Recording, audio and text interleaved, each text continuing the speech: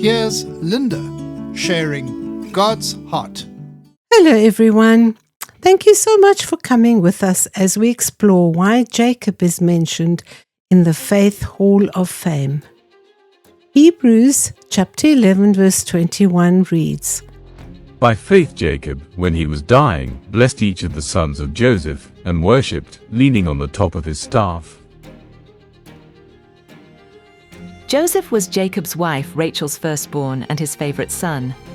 He was sold into slavery at the age of 17 by his brothers, and they told Jacob that Joseph had been killed by wild animals. This hit him deeply, because he was sure that he would never see his son again.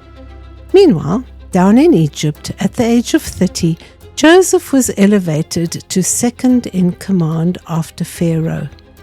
The Lord turned this circumstance into something very good in time to come.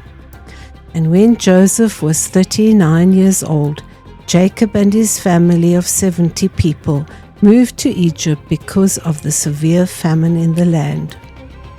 On the way to Egypt and his reunification with Joseph after 22 years, the Lord spoke to Jacob and said, I am God, the God of your father. Do not fear to go down to Egypt, for I will make of you a great nation there.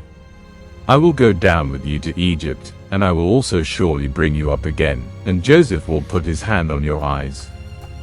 The Lord assured Jacob that Joseph would be the one to close his eyes after dying peacefully.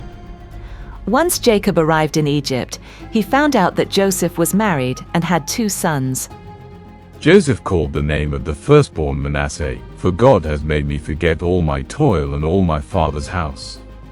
And the name of the second he called Ephraim, for God has caused me to be fruitful in the land of my affliction. As Joseph forgot, he increased. And then the opposite was also true. As he increased, he forgot. After living in Egypt for 17 years, Joseph visited Jacob with his 2 sons, Manasseh and Ephraim, because Joseph was told that his father was sick. On this occasion, Jacob adopted both Ephraim and Manasseh as his own sons. In so doing, Jacob ensured that Joseph's double portion was secure amongst the tribes of Israel. And if you look at a Bible map of the land of the 12 tribes, you will see both Joseph's sons' names on the map. We also see in the second part of this verse that Jacob worshipped as he stood and leaned on the top of his staff. His shepherd's staff represented the long journey of his life and his relationship with God. Worshipping and leaning on his staff signified his dependence on the Lord. And God's heart for us is, My dearest child, you will have your own specific testimony of our relationship at the end of your life.